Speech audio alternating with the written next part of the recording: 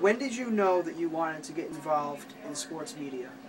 In 8th grade, I was forced to take a speech course, and I was a nervous wreck. I was a very shy kid when I was growing up, but something happened when I got up and gave my first speech. I found out, number one, it wasn't as bad as I thought it was going to be. I wasn't afraid of it.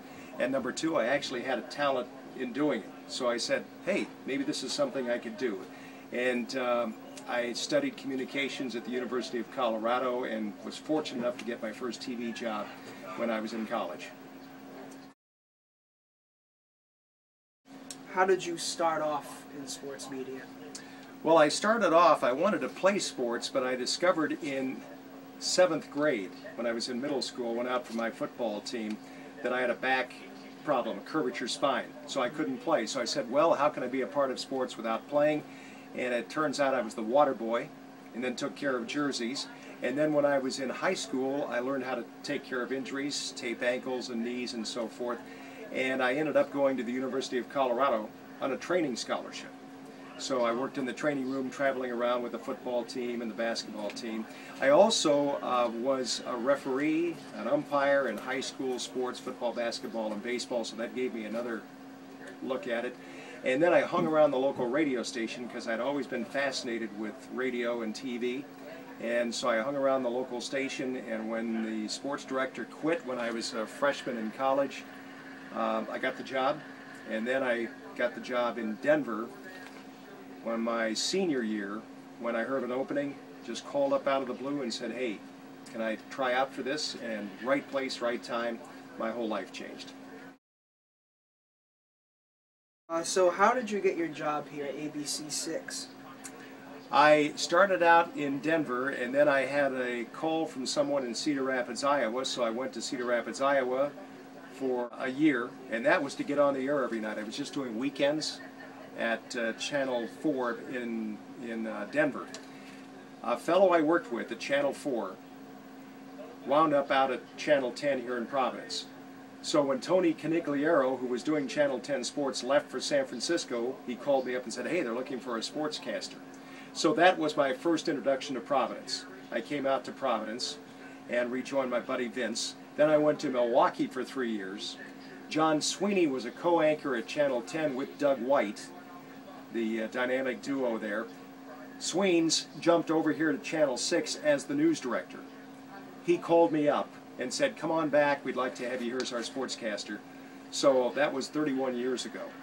So I've been here at Channel 6 for 31 years, but reunited with John Sweeney, and I really enjoyed working in this market. That's how I got back to 6. Tell me how it has been adapting to the new technology as the years have progressed. I know it changes so frequently. Yes, and it's hard to keep up with it. Well, I started off shooting film and actually editing my own film. And so when you go out to a story, you shoot the film, you come back to the station, you have 30 minutes to run it through the processor. And then at the other end, you have to edit the film, put it on a reel, hand it to someone who puts it on a projector. So you can see nothing happens instantaneously with film. We at Channel 10 had our first video news gathering. It was called an Electronic News Gathering, ENG, in 1978, first station in the market to have videotape shot. So we were actually able to then put 2 machines next to each other and transfer one shot to another in the editing process. We didn't have to go through the film processor anymore. Then they got a live truck. We were able to send live video back and live shots when we were out in the field. That was in 1978. So that's progressed now to use of satellites.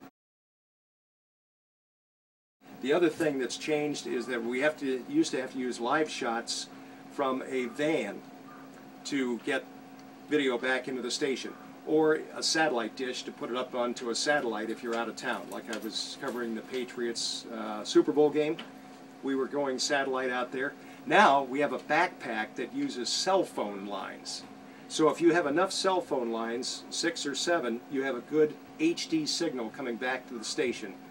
And you don't need any satellites, you don't need a line of sight transmission. It's revolutionized the business. Who knows what's next? I'm having trouble keeping up with everything. I hear you. So the new technology definitely has its benefits, but it also has limitations. Yes. With crashing and. Yes, the software, you're doing everything on a computer, so sometimes the computer crashes right in the middle of your story and you have to start over again. Or sometimes it doesn't like the video that you're trying to put into it. You're loading the software with a lot of different things. So when it works, and works well, it's wonderful. But there are those little, those little things that go wrong that can cost you a story on the air or video, and take, add a few gray hairs, which I have a few. So with that being said, do you like the old way of doing things, or do you prefer the new way? I prefer the new way because everything is smaller and easier and more portable. And for instance, at the Super Bowl, we did use the backpack from the post-game conference inside the stadium after it was over with. Otherwise, you'd have to have a huge truck outside, run outside to the satellite truck, or they would have to haul cable all the way in to the base of the stadium. So that backpack changes everything. And then you did have editing machines transferring from one to another. All those had to be maintained, big parts in those things, so they were costly to repair. So the computer system is a lot more efficient and a lot more cost-effective when it works. When it works. When it works. That's the key. Right. Has there ever been a time when you thought about possibly changing careers? Not really. This has been so much fun. I've been in this now 44 years. So there are a couple of times I thought I was going to lose my job because one of the things about this, there are only so many jobs available. In our market here, there are about 6 or 7 sports jobs. So they're kind of hard to get, a lot of competition to get them. So new management comes in, buys a station, sometimes they change personnel and you might be out of a job. I'm fortunate enough, of course after all these years here, I've never been fired. But that happens to people routinely because new management, contract runs out, they want something different. So I really feel like I've been fortunate, really blessed to have this job this long. What advice do you have for somebody who's looking to start out in this field? First of all, what you're doing, an internship, because I think you've already understand that you cannot learn this out of a book. Even to have somebody tell you about it, you really need hands-on, you need to see how it works, and you need to see how everything needs to come together.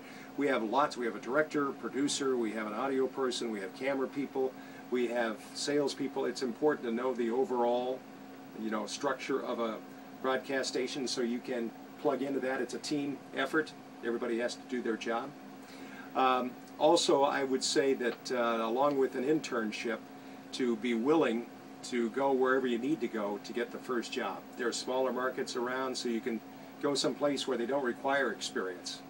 And you get on the air, and then suddenly you start building a tape, a resume, and then you can send that tape out to people. They watch your tape and say, hey, this guy's pretty good. Let's give him a call and see if he might be willing to come here and be interviewed. So once getting experience is the hard thing, but you can go places and get it, then get a tape, then start sending that out, and then it gradually builds one to another.